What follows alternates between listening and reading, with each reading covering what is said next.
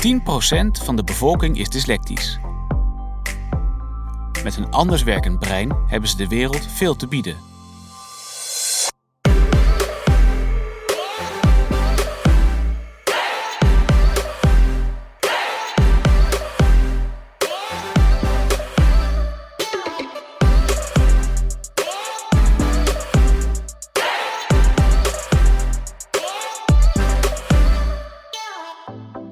Dyslexie creëert en innoveert.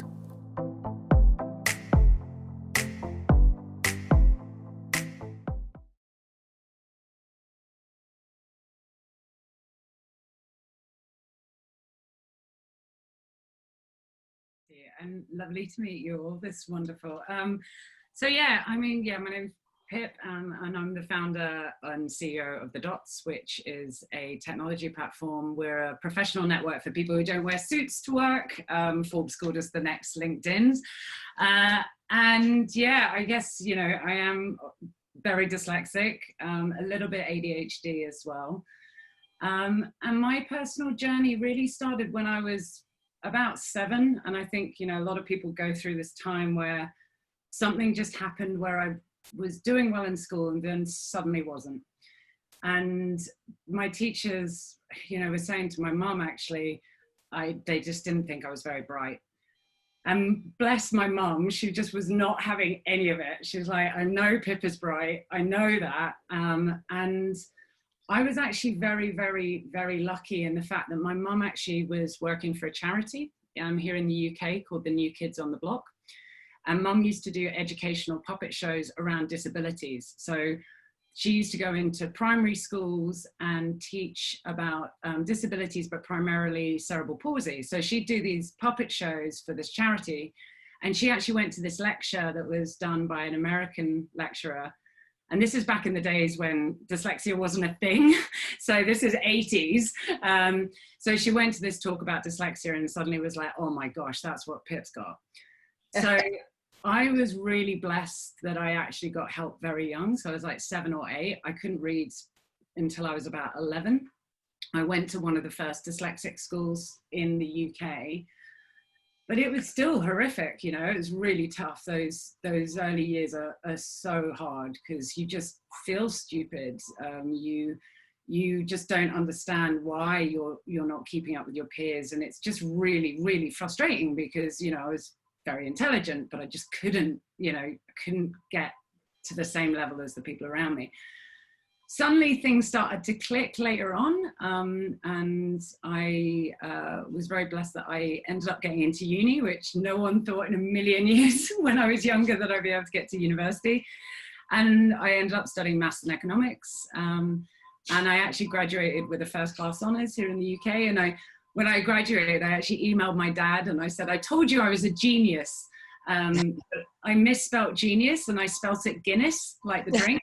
And so I like it for me, it's definitely my superpower. And I guess we'll talk about that more later. But, I wouldn't be where I am now if it wasn't for my dyslexia. 35% of entrepreneurs are dyslexic, 40% of self-made millionaires. So we're more likely to become entrepreneurs. And when we are entrepreneurs, when we're more successful at being entrepreneurs. So it's definitely a gift. It definitely has its challenges at times. But if someone gave me a magic wand, I would not take away my dyslexia in a million years. Like it is just fundamental to my success now. What frustrated me about LinkedIn is it was very much built for a traditional kind of white collar workforce on so many levels. It's built around full-time careers, the traditional linear CV. A lot of our community, we've got over 500,000 members. Their careers are much more fluid. They're freelancing or they're doing part-time work, or even if they're in full-time work, they've got their own side hustle or they're starting their own business.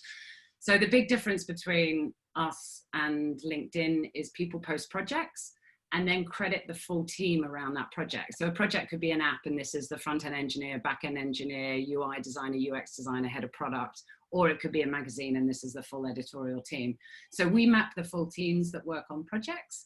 Yep. But I guess where we help our community is really for the future of work. So, our community, because they're working more on project by project basis, they're constantly looking to upskill.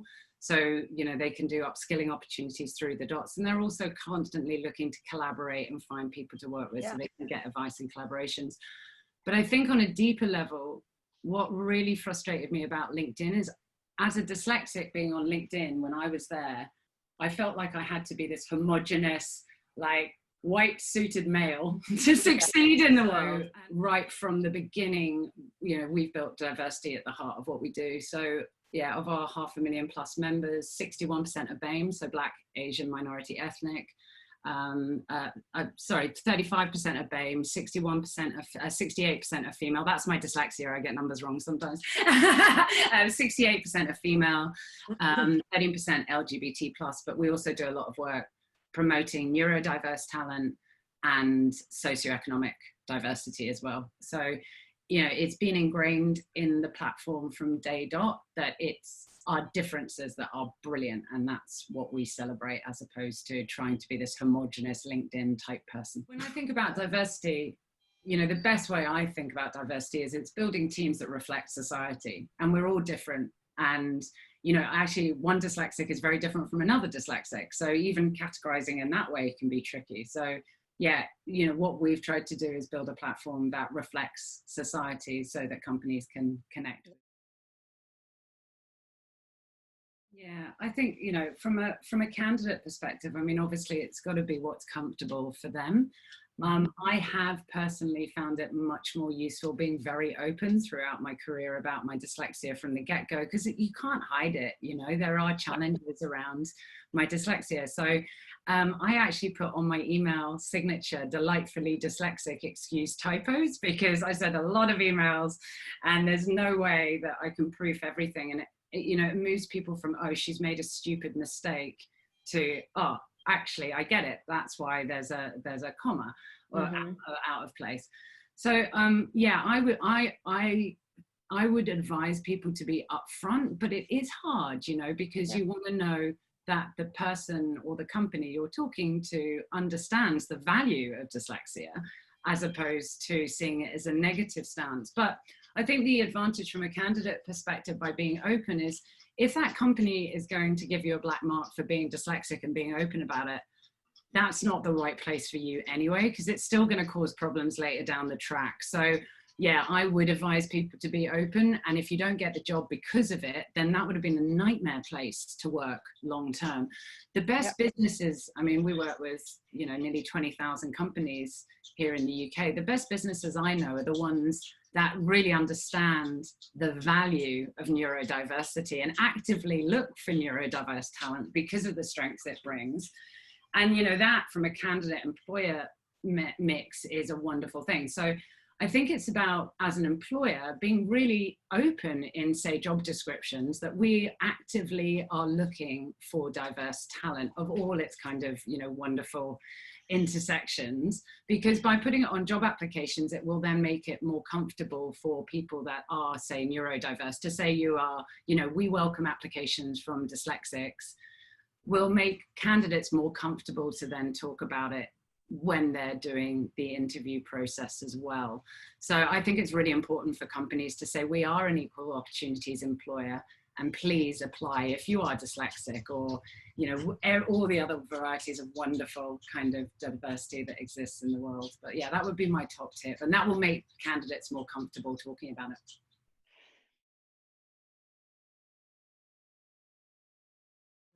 There's actually a brilliant piece of Harvard research that we actually have wider peripheral vision. So we're taking in more information all the time, and we synthesize that information into gut feeling, intuition, and ideas and creativity. So if you think about humans are like the most sophisticated robots that exists, you know, that's one of our major superpowers. We have high levels of perseverance, we have high levels of empathy, just because of the way our brain is worked. But it's really important that employers understand those benefits, because otherwise, you know, it is still perceived as a disability by many employers, and education is the most important thing to understand. And that's why things like this are so important, you know.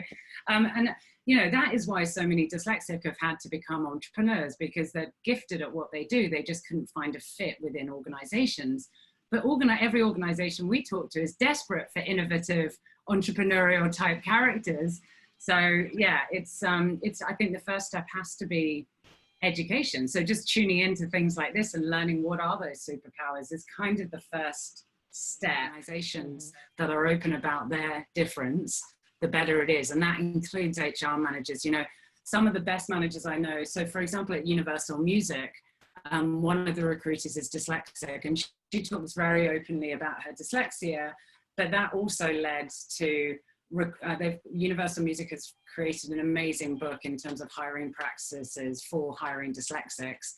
So that has meant that they've had this wonderful pipeline of talent that is dyslexic coming into the organization, which kind of leads to the next point, which is building diverse recruiting teams is really important as well. Because if you have a homogenous recruiting team, you're going to just hire in your own image. So if you're serious about building diverse teams in your organization, your recruiting team and your HR team needs to also reflect society, because otherwise you're just going to bias the people you bring into the organization.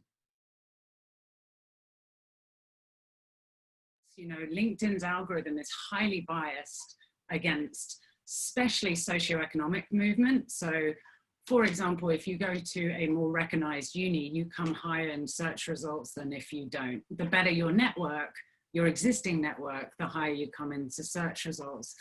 So, you know, in the end, by, for example, just using LinkedIn, you are biasing the decisions that you make and the people that you are hiring.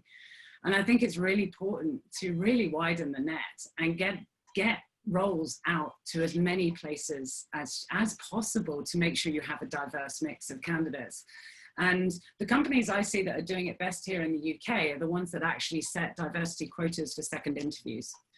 So where they have to, you know, the quality is still amazing, but they have to hit diversity quotas on that second interview. And it might take longer to find that talent, but it exists. I mean, like, we've proven it exists. It's on the dots. You know, you can find that talent, but making sure that you've got a really diverse mix of second interview candidates to review is really important.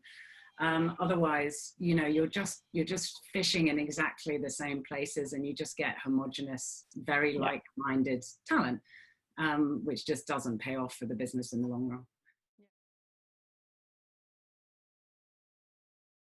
I mean, it's really challenging because, you know, in the end, people are time poor, and you've got to make sure that you've got a job, you've got to fill a candidate. You know, a way we've tried to solve it on the dots is we have an applicant tracking system within the dots, but our algorithm is based on diversity, so it brings people high. So say, you know, 500 people apply for a role at Google.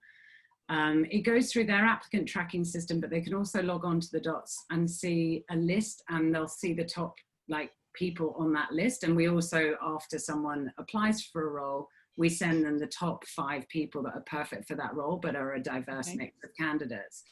But yeah, it is hard. I think the challenge that obviously people have is that it's almost like the KPIs are wrong.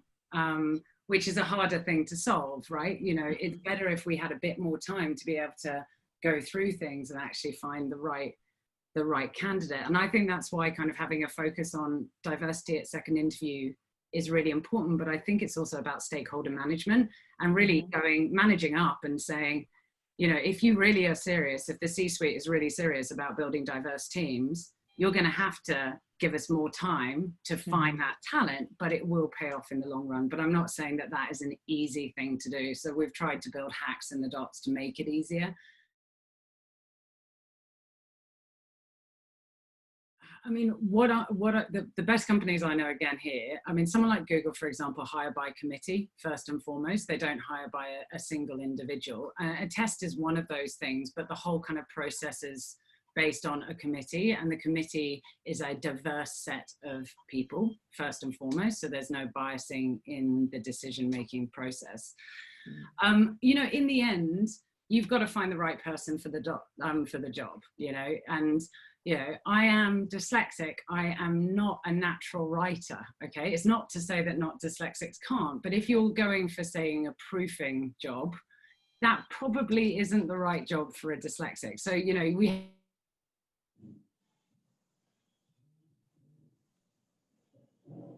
to kind of be realistic about this.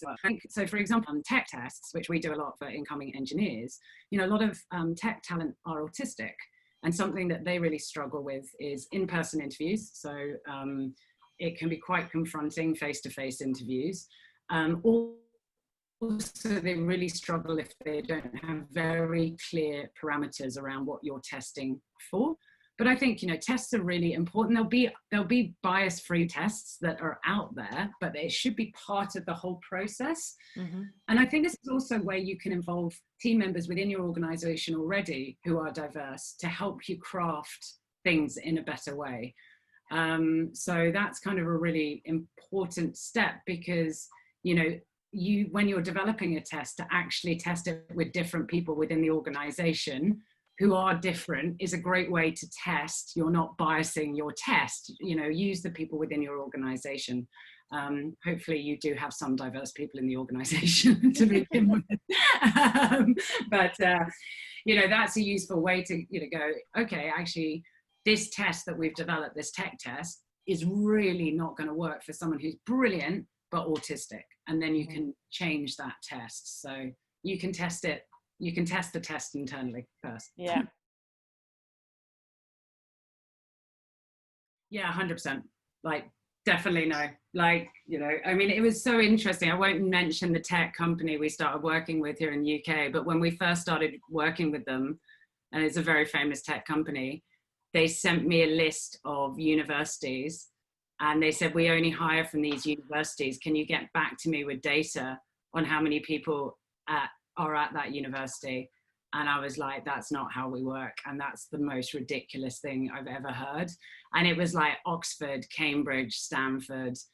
Yeah, I mean, you are going to find that someone who has grafted and worked really hard and gone to a university you've never heard of, but might have come from a non-privileged background, those people are just amazing, you know. They're going to be the hardest working, driven people you've ever met. So yeah, university has got to stop featuring. It's about your capabilities and what you do. So yeah, we, you know, on the DOTS, for example, university doesn't feed into our algorithm at all. So it actually has no influence on how people appear in search results. Everyone's missing out on just so much incredible talent by fixating about university. It's crazy. I think inclusion is the key word. You know, like there's no excuse now not to have a diverse pool of candidates. There, you know, there's platforms like the DOTS, there's other ways to get diverse candidates. So I think, you know, the excuse you can't find diverse candidates, there's no excuse anymore. You can find diverse candidates. There are products that exist to help you find diverse candidates. Whether you can keep those diverse candidates is another matter. And I think that's the problem that most businesses struggle with, is the inclusion part. And, you know, it worries me sometimes that companies are kind of churning in diverse talent, but really haven't thought about inclusion. So that talent is just churning. Yeah. And that's not good for anyone. So I think companies really have to get on top of inclusion. Companies I've seen do this well is through kind of anonymous surveys, for example, and getting a gauge of what's going wrong in the organization, where, you know, the teams feel really comfortable to be really honest about the working environment that they work in.